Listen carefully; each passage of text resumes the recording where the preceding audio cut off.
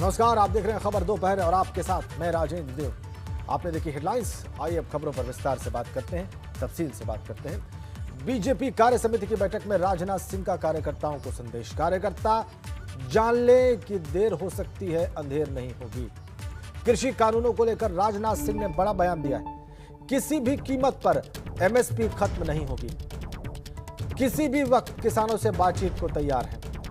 किसानों ने जो संशोधन दिए वो सभी मानने को तैयार हैं। बड़ा बयान राजनाथ सिंह का। बीजेपी कार्य समिति की बैठक में उन्होंने ये बात कही। उन्होंने कहा कि उनकी पूरी सहानुभूति है किसानों के साथ। वो खुद किसान परिवार से आते हैं और जो भी जरूरी संशोधन होगा वो किया जाएगा। किसानों के हित में जो भी मुमकिन है वो सब किया जाएगा। बड़ा बयान।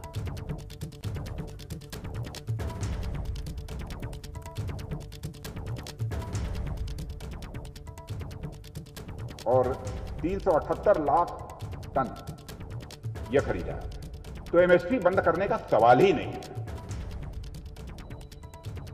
हम सभी लोग किसान परिवार के, हमारी पूरी सहानुभूति है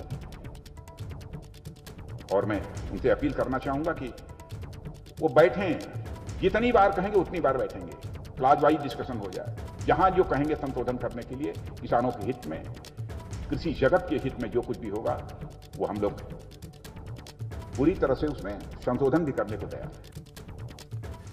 तो विधानसभा चुनाव को लेकर इधर मायावती ने बड़ा ऐलान किया। हर राज्य में अपने दम पर चुनाव लड़ेगी बीएसपी। उन्होंने कहा किसी भी पार्टी से कोई गठबंधन नहीं होगा। कृषि कानूनों पर किसानों की मांग के साथ बीएसपी। तीनों कृषि कानून वापस ले सरकार, ये भी उन्होंने पूछा। आंदोलन के दौरान मरे किसानों को मुआवजा देने की भी उन्होंने मांग की है।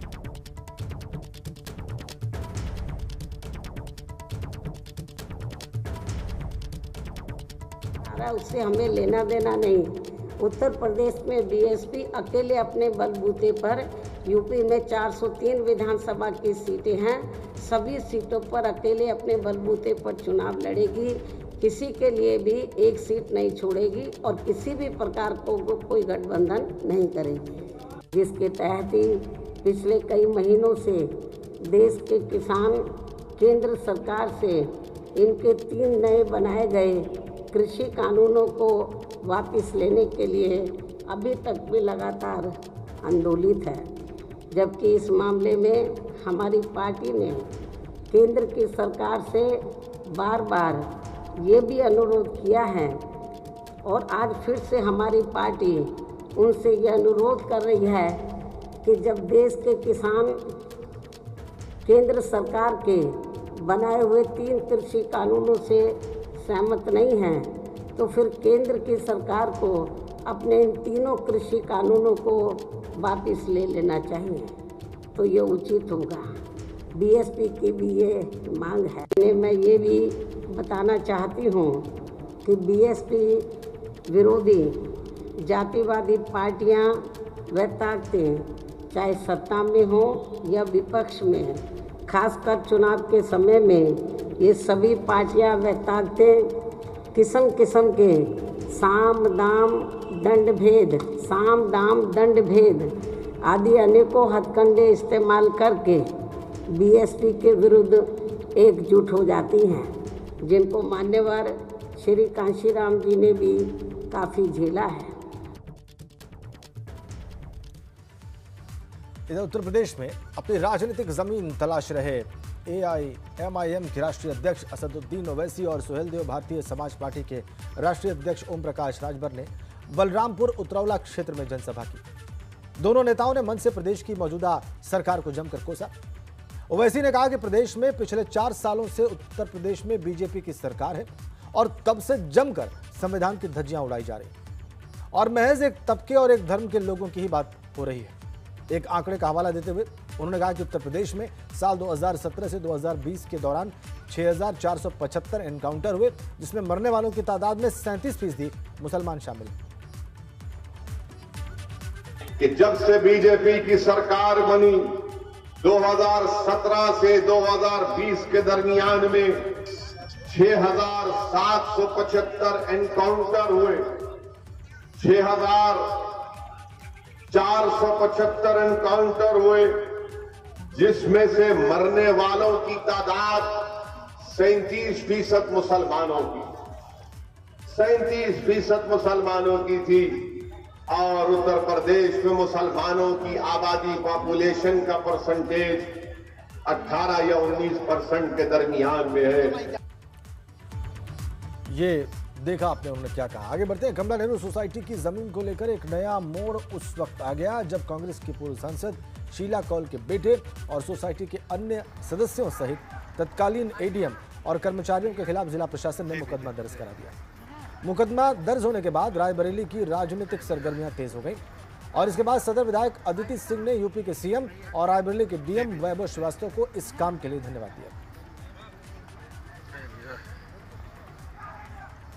तो मैं आज बहुत खुश हूँ और मैं सबसे पहले माननीय मुख्यमंत्री जी योगी आदित्यनाथ जी को धन्यवाद कहना चाहूँगी कि उन्होंने इतना सख्त कदम उठाया और सारे जो उसमें लिपित अधिकारी थे, कर्मचारी थे एवं जो ट्रस्ट के सभी जो ट्रस्टीज़ हैं, सोसाइटी के सभी मेंबर्स हैं, उन सब के नाम एफआईआर कराई है। और ये बहुत ही गंभीर मामला है कि कांग्रेस से जुड़े इस ट्रस्ट में जो लोग जो लोग हैं इतनी बड़ी गलती कर बैठे हैं, इतना बड़ा उन्होंने इलीगैलिटी कर बैठे हैं कि सरकारी दस्तावेजों के साथ हेराफेरी उन्होंने करी है। तो ये बहुत गंभीर मैटर है, बहुत गंभीर मामला है। और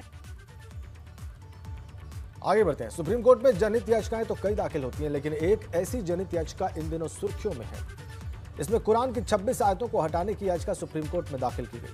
उत्तर प्रदेश शिया सेंट्रल वक्फ बोर्ड के अध्यक्ष वसीम रिजवी ने कुरान की 26 आयतों को आतंक हिमायती बताते हुए उन्हें कुरान से हटाने के लिए सुप्रीम कोर्ट में जनहित याचिका लगाई।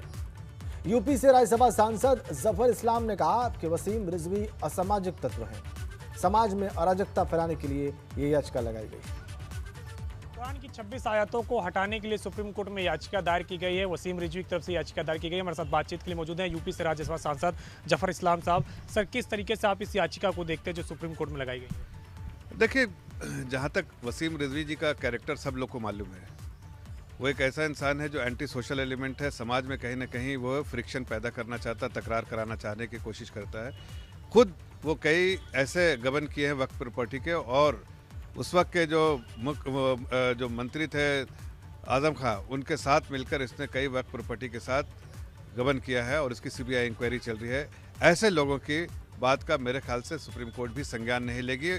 जहाँ तक आयतों का सवाल है, ये कुरान जो है मुकद्दस है, उसमें कोई फेरबदल नहीं हो सकता और ये पूरी दुनिया के हर लोगों को मालूम है। और साथ साथ मैं ये कहना चाहता हूँ कि स्वयं प्रधानमंत्री ने विज्ञान भवन से कहा है कि जो किसी को धर्म या आस्था किसी चीज़ में भी हो, किसी इंसान को, वो उसका प्राइवेट अफेयर है।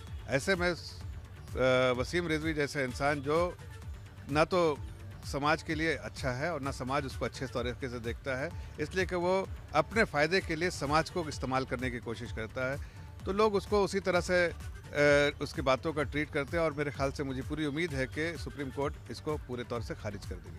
शुक्रिया हमसे बातचीत करने के लिए। तो यह राज्यसभा सांसद सैयद जफर इस्लाम, जिनका कहना है कि इस तरीके की बातों से फ्रिक्शन पैदा होता है। सुप्रीम कोर्ट इस पर संज्ञान लेगा और मुझे उम्मीद है कि सुप्रीम कोर्ट इस पर कोई कार्यवाही नहीं करेगा। कृष्ण वीरपाल के साथ अविनाश तिवारी, एबीपी गंगा, दिल्ली। आगे बढ़ते हैं। बैंकों के निजीकरण के विरोध में आज देश भर में बैंक कर्मचारी हड़ताल पर हैं। कल भी बैंक के तकरीबन 10 लाख कर्मचारी हड़ताल पर रहेंगे। इस कड़ी में आज यूपी के जिलों में भी बैंक का कामकाज ठप रहा। कर्मचारियों ने बैंक के निजीकरण का विरोध किया। हड़ताल की वजह से लोगों को बहुत परेशानियों का भी सामना करना पड़ रहा है।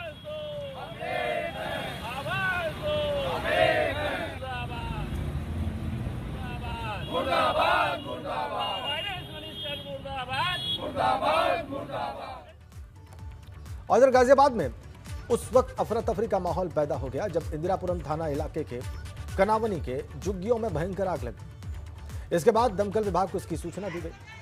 वाराणसी में सिगरा स्थित व्यावसायिक कॉम्प्लेक्स में आग लग गई। कॉम्प्लेक्स के बेसमेंट में बने स्टोर रूम में आग लगी।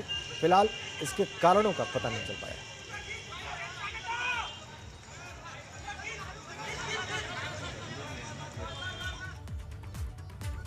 और सिद्धार्थनगर जिले में चल रहे कपिलवस्तु महोत्सव में अभिनेत्री हेमा मालिनी ने दुर्गा स्तुति की प्रस्तुति दी।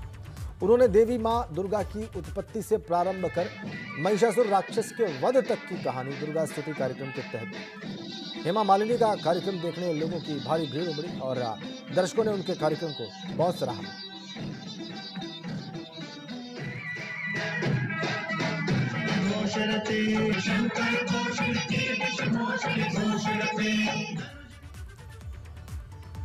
और किसानों के आंदोलन को 3 महीने से ज्यादा का वक्त हो गया, लेकिन किसान अब भी कृषि कानूनों के खिलाफ गाजीपुर बॉर्डर पर डटे हैं। हालांकि दिल्ली हिंसा के बाद से बंद दिल्ली गाजियाबाद सड़क को खोल दिया गया है।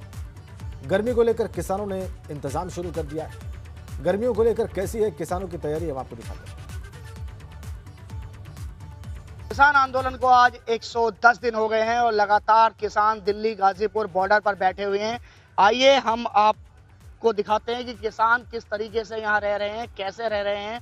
आप अगर बाहर का नज़ारा देखेंगे तो आप देखेंगे कि यहाँ पर किसानों ने किस तरीके से अपना घर बनाया हुआ है। अंदर की तरफ चलते हैं, अंदर की तस्वीर आपको दिखाते हैं कि किस तरीके से यहाँ पर इंतजाम किए हैं किसानों ने। सबसे पहले हम आपको दिखाते हैं कि देखिए गर्मी का वक्त है, गर्मी के वक्त पंखे यहाँ पर लग चुके हैं और दूसरी तरफ यहाँ पर टीवी भी देखा जा रहा है।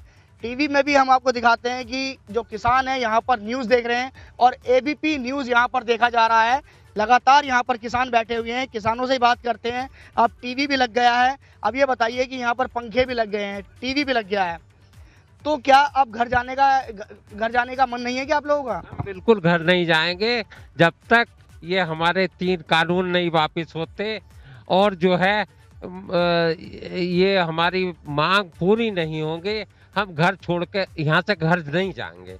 घर की जिम्मेदारी हमने दूसरों को दे दी। हमारे बेटा बेटी वो जो है घर संभाले हुए, खेती वही संभाले हुए। भी अड़े हुए हैं? बिल्कुल अड़े रहेंगे। हम कौन सा कोई धक्के से कोई गलत चीज मांग रहे हैं, अपने हक ही तो मांग रहे हैं। सरकार से ये थोड़ी कह रहे हैं कि हमें दान में कुछ दे दो। हम तो कह रहे हैं आपकी जो दी हुई ये गलत नीति हमें स्वीकार नहीं है और आप इसे रद्द करके इसके रिवाइज करके दोबारा 18 महीने की ब्रेक कर दी आपने, दोबारा बना दो। तो सरकार हमें बेवकूफ़ समझ रही है, हम बेवकूफ़ है नहीं। ये नज़ारा है दिल्ली गाजीपुर बॉर्डर का। तो किसानों ने मन बना लिया है और किसानों का साफ तौर पे ये कहना है कि जब तक बिल वापसी नहीं तब तक घर वापसी नहीं। टीवी यहाँ लग गए हैं, पंखे यहाँ लग गए हैं, जो सारी सुख सुविधा है वो यहाँ देखने को मिल रही हैं। दिल्ली गाजीपुर बॉर्डर से एबीपी गंगा के लिए मैं और एक बड़ी खबर लखनऊ से आ रही है। राजधानी लखनऊ में बड़ा हादसा टल गया है। विभूति खंड में नक्षत्र होटल में लिफ्ट गिरने से हड़कंप मच गई। घटना में एक महिला समेत कुछ लोग घायल हो गए। घटना की सूचना पुलिस को दी गई और उसके बाद घायलों को अस्पताल भेजा गया है। तो बड़ा हादसा टला है। होटल में लिफ्ट गिरने से हड़कंप मच गया। लखनऊ से खबर, एक महिला सहित कुछ लोग घायल बताए जा रहे हैं। घटना की सूचना बाद में पुलिस को दी गई और उसके बाद घायलों को अस्पताल भेजा गया उनके उपचार के लिए।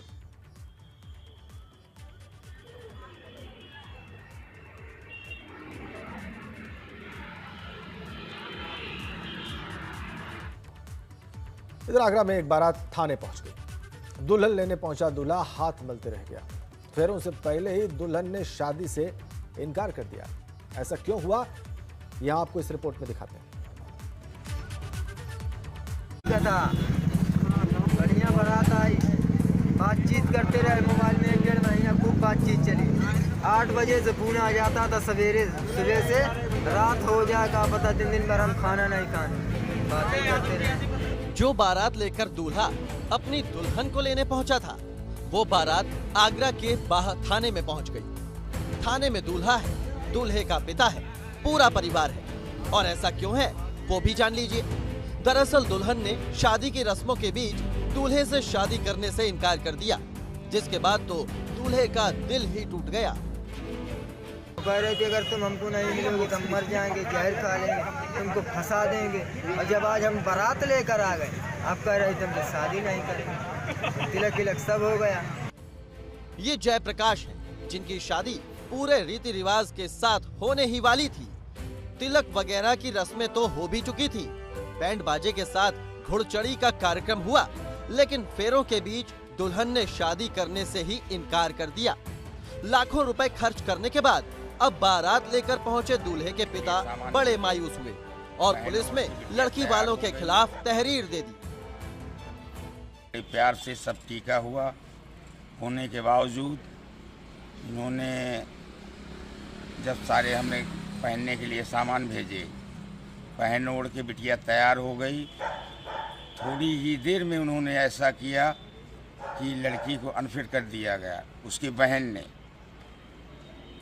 ने अनफिट करने के बाद लड़की ना करने लगी कि हम इनके साथ शादी नहीं करें। बारात कानपुर नगर से आगरा के बाह आई थी। बताया जा रहा है कि दुल्हन के परिजन आरोप लगा रहे हैं कि शादी दूसरे लड़के से तय हुई, लेकिन शादी करने कोई दूसरा लड़का पहुंच गया। फिलहाल इस मामले में पुलिस क्या कार्रवाई करती है, ये देखने वाली बात होगी। आगरा से एबीपी गंगा के लिए पंकज की रिपोर्ट।